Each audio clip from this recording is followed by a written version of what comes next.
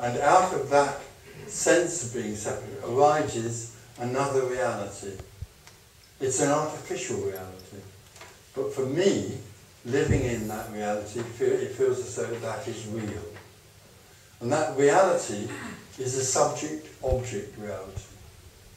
It is a dualistic subject-object reality. It only exists in me, in the story of me. This is the story of me, which I said I was going to tell this morning.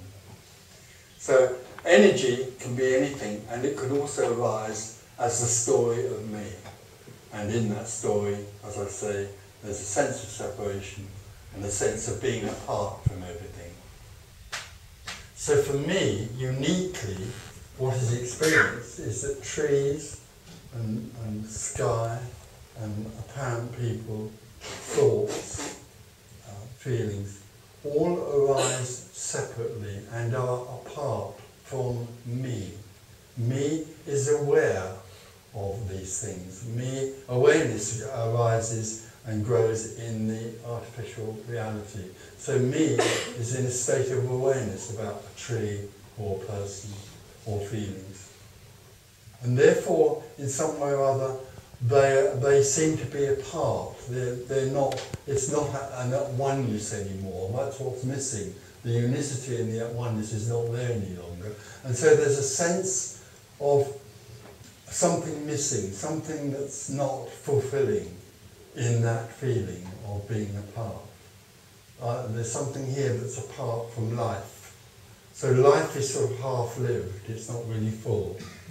And so there's a feeling of dissatisfaction. And what arises in that dissatisfaction, for some people, is a sensitivity about that, and a sensitivity about something being lost or missing. And then a seeking to find fulfillment arises. So then when there's a sensitivity about being separate, there's also a longing to be at one. And that's what we call seeking. For most people in the world, that dissatisfaction is still there, but it's not necessarily noticed or doesn't seem to be very strong a lot of the time. Nevertheless, out of that separation and dissatisfaction arises neurosis, schizophrenia, all this, that sense of imbalance, and something not quite right arises. So most people seek comfort for that sense of loss in the life they lead. What you see people doing in the world is comforting themselves with relationships, wealth, health, power, victimhood. It doesn't matter what it is. Okay, but for the seeker feels this sense of loss and is seeking some sort of fulfillment.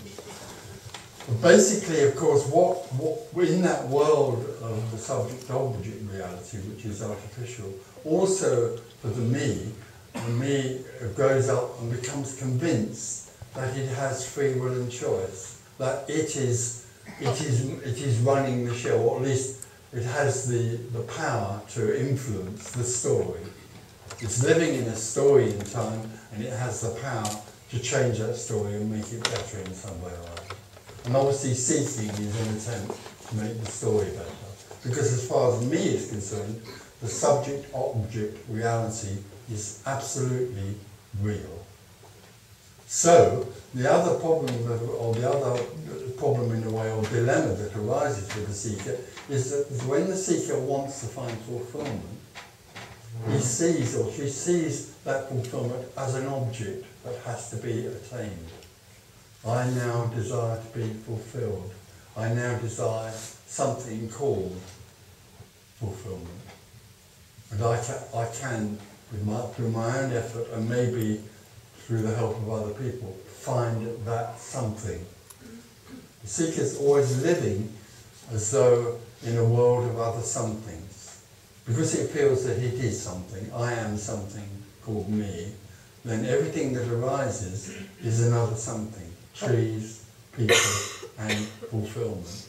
That's something else that the seeker looks for. And therefore, the seeker will go to teachers to try and find a way of seeking that something. Might go to religion, might go to Christianity, might go to a therapist, or might go to a teacher of enlightenment, to find a path or a way or a method or a process that will bring them this object called fulfillment. But the problem, the greatest dilemma of all for them, for the me, is that it lives and can only exist in a story. The story and me are the same thing. Without a story, there's no me. Without me, there's no story. They both are together simultaneously in an artificial reality.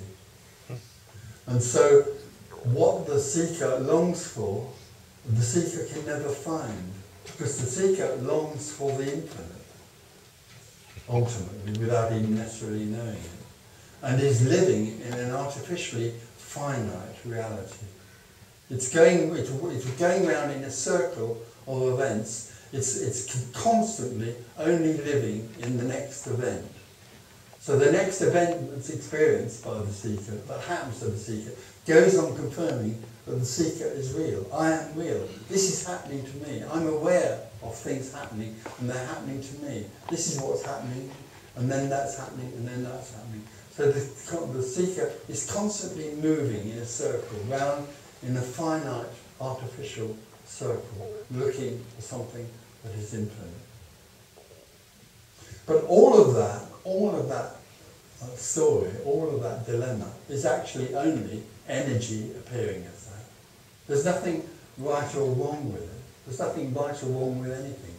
It is simply the appearance of wholeness arising and seeming to be separate from itself, rushing around looking for itself, rushing around all over the place, looking for itself. And what is hidden from the seeker is what it longs for.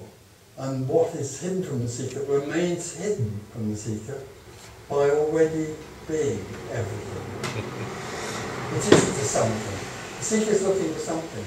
But what is really longed for is the everything, the nothing and the everything, the infinite, which is all there is.